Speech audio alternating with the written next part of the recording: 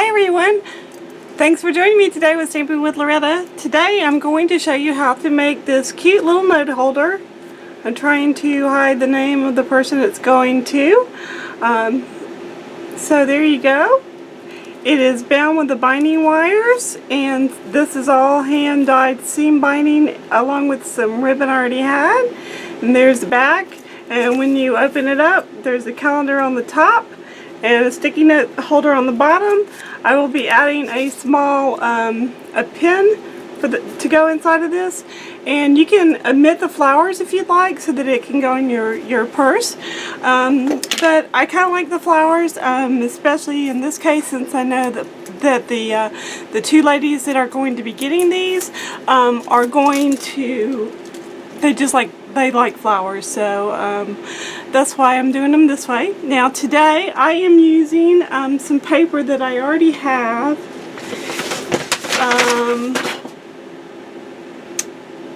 It is from Kaiser Craft.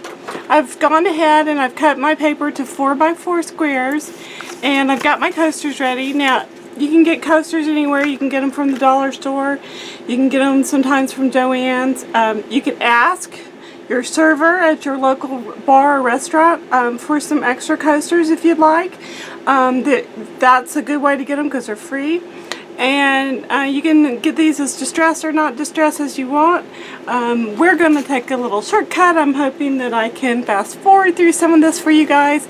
If not, well, let's hope I can fast forward. So here we go. Remember, that's what you're going to need for right now is the pre-cut paper and your coasters. Okay, so let's get started.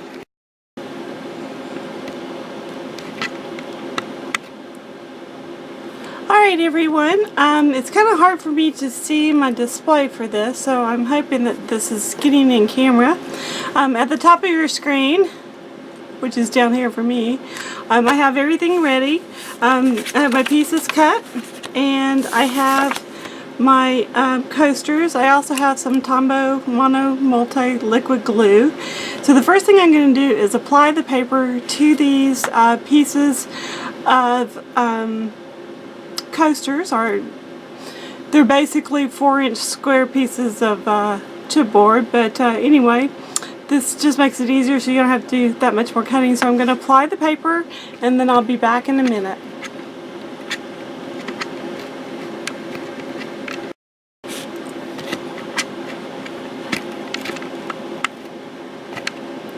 Alright, I want to show you real quick how to apply the glue to this, because it's very important that you don't get it too goopy, that you just have enough down to apply the paper to the coaster. You don't need to worry about rounding off the corners at this point. We will be doing that when we sand the piece. This one is going to be a little bit more on the shabby chic side, so I need to check the direction to be sure that my pattern is going the same way, and it is. As I place this on top of the coaster, I'm going to go ahead and make sure that the coaster itself is covered, that I can't see any of the, in this case, the white edges. And I'm just going to mush that down with my thumbnail. I'm going to just take an ordinary bone folder and get all the glue bubbles and the air bubbles out.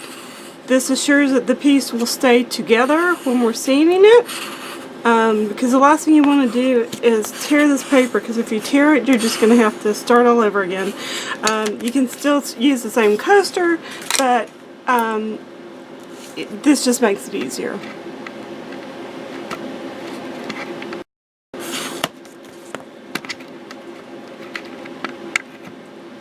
Okay, now I have the paper adhered to my coasters, and I do want to make a quick notation that as you're going along, just use an ordinary baby wipe and keep the surface clean.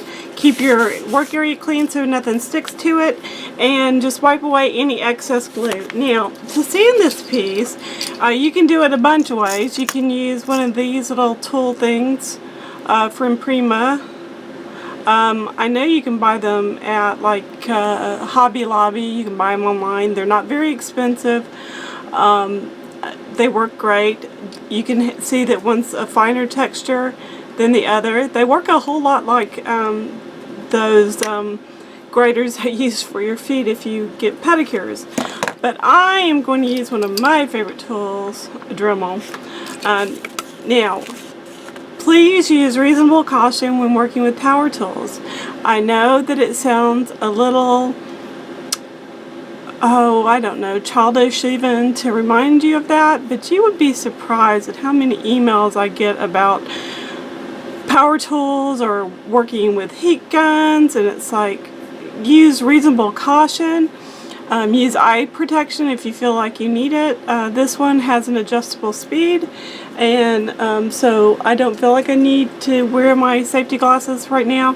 If you're sensitive to dust and things, by all means wear a mask.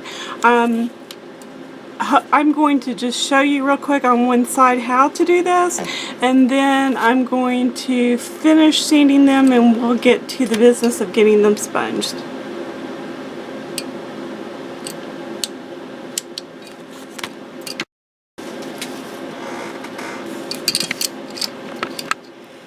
It really helps to plug in your tool. They do require electricity. The other one doesn't, but this one does. So always start off at a fairly low speed and just gently touch the edge. The particular sanding wheel I have on here now is well loved. I'm not really worried about it potentially gouging my coaster, because if I accidentally do that, then it's just going to look even more vintage. So there are some advantages to that.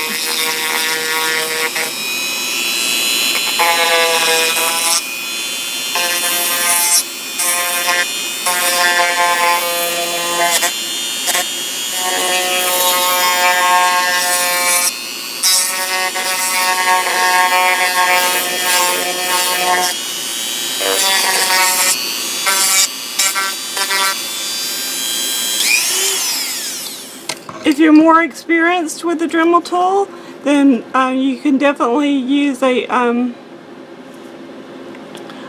more aggressive setting for this. And as you can see, I've got that one fairly well sanded. I'm going to finish sanding these two pieces and we'll be back.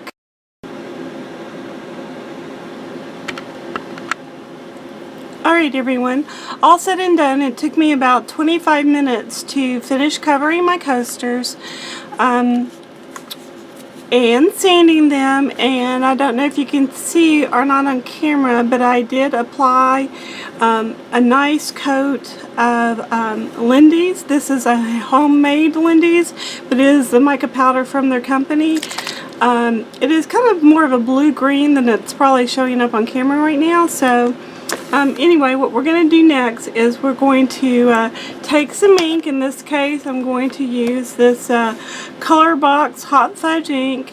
It is actually manufactured by Colorbox for My Favorite Things. So you can do this one of two ways. You can use like a cosmetic sponge, which gives a softer effect around the edges, or you can use your ink pad and go directly to the coaster itself. I prefer to do it this way only because I like the softer look. It looks worn and it looks vintage, so it gives kind of a warm effect when all is said and done. So we're going to just continue around here. This part does not take long at all. You can always go back over places that you think need a little more ink. You do get a little bit of peeling off of this sponge. It's just the nature of the product, but you can get like, I don't remember how many come in a package for a couple of bucks at the Walmart, and you can probably even buy them for $1 if you go to the Dollar Tree. I'm not sure if Dollar Tree has these kind of sponges or not, but if they do, this is the way to get this done. Like I said, it's not a hard thing.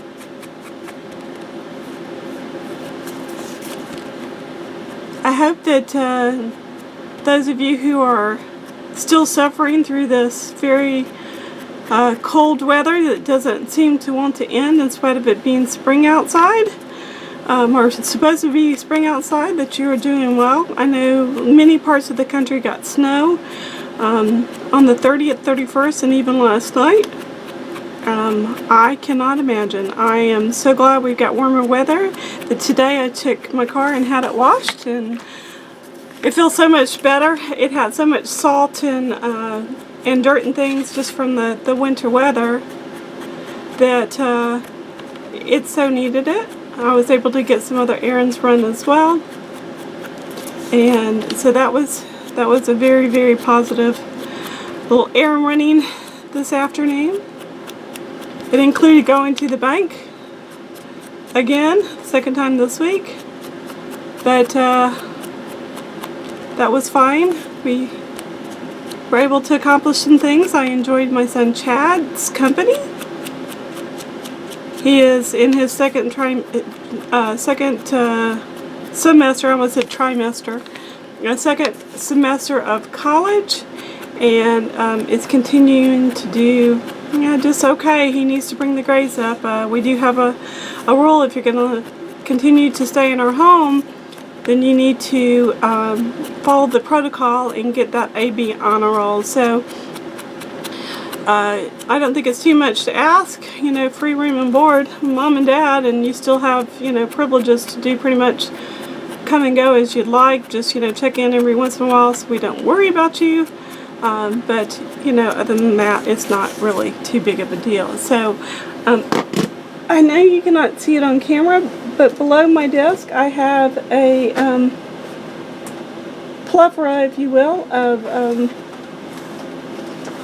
sticky note pads in different colors, I might add. And so I'm going to use one of these, and I'm going to go ahead and put the sticky note pad on what I want to be the inside cover. I'm just going to use my baby wipe and dust off all this excess little spongy stuff. This pad has been well loved, very well loved. So if you happen to have dirty hands, which apparently I do because I see thumbprints all over the sticky note pad, just use your baby wipe and clean your hands up. Like, no joke there, right? So I'm going to just take this top page off, turn it upside down, and try not to drop it. Put a couple of strips of score tape on the back. You can use red liner tape if you'd like. You can take the back cover off the sticky note pad and stick it on that way. This just assures that it will stay in place. Whoever receives it can always replace the sticky note pad at some other time. So there's that. So I'm going to put this inside just like that. Oh, wait a second. I forgot.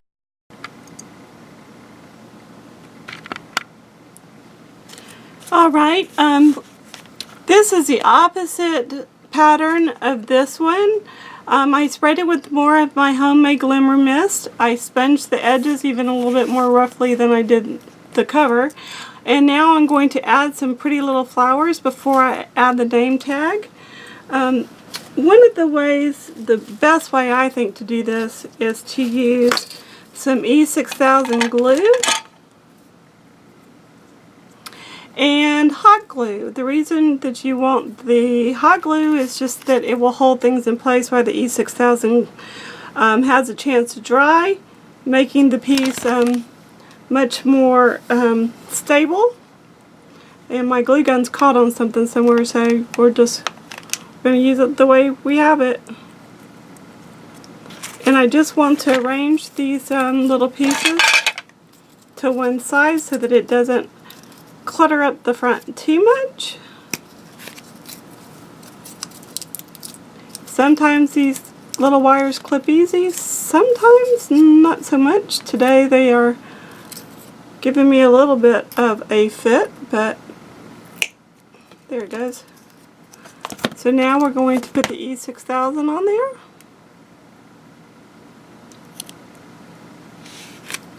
And a little dab of hot glue, which is right over here. Can you see it at all? Okay. Probably not. Alright, there's that one.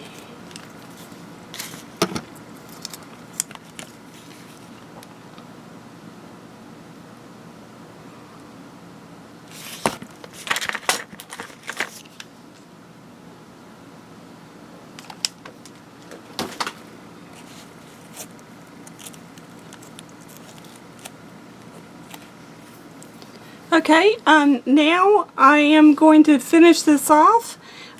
Still pictures will follow. Seam binding is just regular seam binding. I dye mine with alcohol inks and a little bit of the spray. In this case, I will be using the same green spray to dye my seam binding. Matter of fact, I'll show you how I'm going to do it. So hold on just a minute and we'll get the material.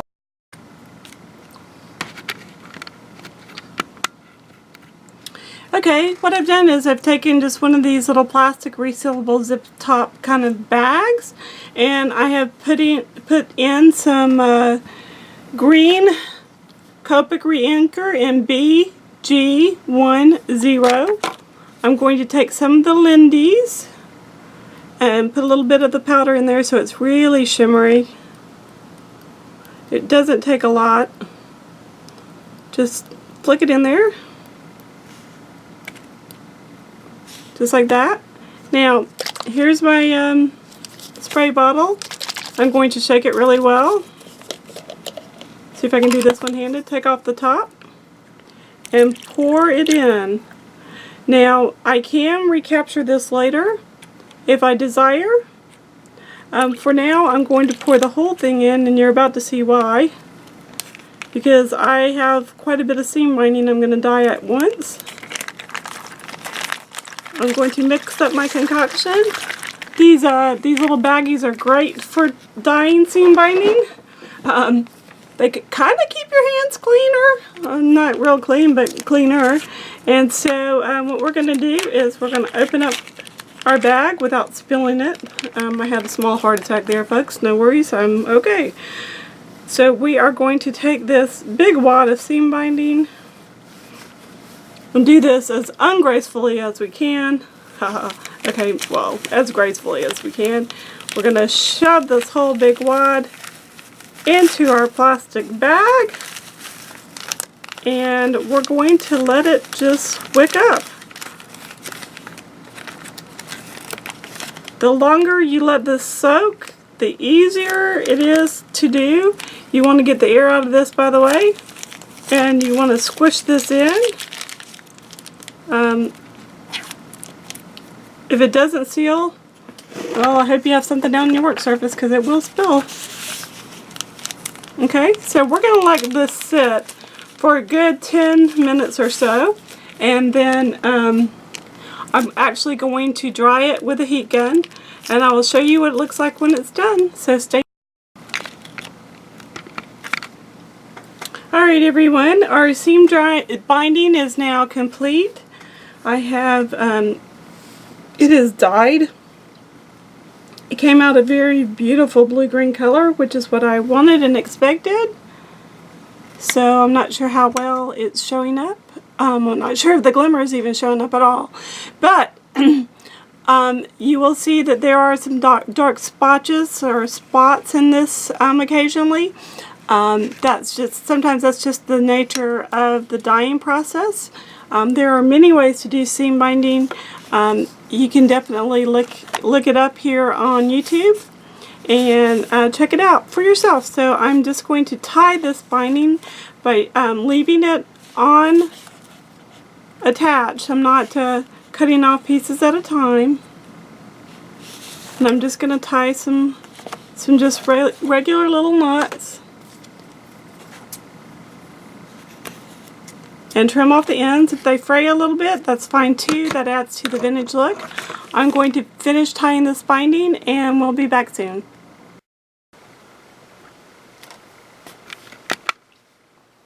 Alright, all that's left to do with my project today is to personalize it with a name.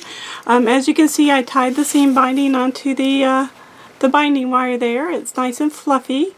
I really like the way that the dye took, or in this case the alcohol reinkered to dye the seam binding. I buy my seam binding from Amazon.com.